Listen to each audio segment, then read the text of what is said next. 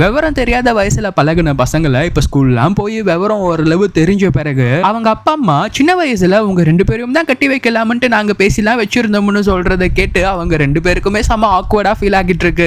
என்ன பேசிட்டு இருக்கீங்க நீங்க? இதெல்லாம் நாங்க குழந்தையா இருக்கும்போது நீங்க ஏதோ பேசி முடிவு பண்ணிட்டீங்கன்னா நாங்க என்ன பண்றதா அப்படின்னு சொல்லி அந்த பையன் நான்லாம் கட்டிக்க போற பொண்ணை பார்த்து பேசி பழகி புரிஞ்சுக்கிட்ட பிறகுதான் கட்டிப்பான் பண்றான். உடனே இந்த பொண்ணு ஆமா இவரை கட்டிக்க இப்ப கியூல நின்னுட்டு இருக்கோம் போடாடேன்னு மனசுல நினைச்சிட்டு இருக்காங்க. 10 குறைக்கு அவங்களுக்கு தலையில அடிபட்டது வேற வீக்கம் அதிகமாயிட்டே இருக்கு. அப்ப அந்த பையனோட அப்பா சரி சரி அதெல்லாம் எதிர்காலத்துல பாத்துக்கலாம், இப்ப லஞ்ச் என்ஜாய் பண்ணுங்கன்னு சொல்லி சாப்பிட ஆரம்பிக்கும் போது இந்த பொண்ணுக்கு சாப்பிடவே மனசு இல்ல. என்னடா நம்மள கூப்பிட்டு இப்படி நடுவுல உட்கார வச்சு இப்படி எல்லாம் பேசிட்டு இருக்காங்களேன்ட்டு அது கவனிக்கிற அந்த பையன் சரி ஓகே நீங்க எல்லாரும் பேசி சாப்பிடுங்க எனக்கு போதும்னு எழுந்து அவன் ரூமுக்கு போக அவன் பின்னாடியே அவன் கூட இருக்க 2 கசின்ஸும் ஓடி போக அப்பாடா ஒரு வழியா போய் தொலைஞ்சாங்கடா சாமி இப்பயாச்சும் நிம்மதியா சாப்பிடலாமட்டு சாப்பிட ஆரம்பிச்சா அந்த பொண்ணோட தம்பி அக்கா எனக்கு 1 பாத்ரூம் வருது கூட்டிட்டு போன்னு கேக்குறான். சரி வந்து தொலைன்ட்டு வீட்டுல ரெஸ்ட் ரூமை கண்டுபிடிச்சு அவனை கூப்பிட்டு போய் விட்டா இவனுங்க எல்லாமே அவன் ரூம்ல இந்த பொண்ணை கலாய்ச்சி பேசிட்டு இருக்கானுங்க. அவளையும் அவன் நெத்தியும் பாத்தீங்களாடா கொம்பு முளைச்சு அசிங்கமா அவளை போய் உனக்கு கட்டி வைக்கிறதா பேசிட்டு இருக்காங்களே அப்படின்னு பேசிட்டு இருக்கிறத இந்த பொண்ணு வேற கேட்டுறா.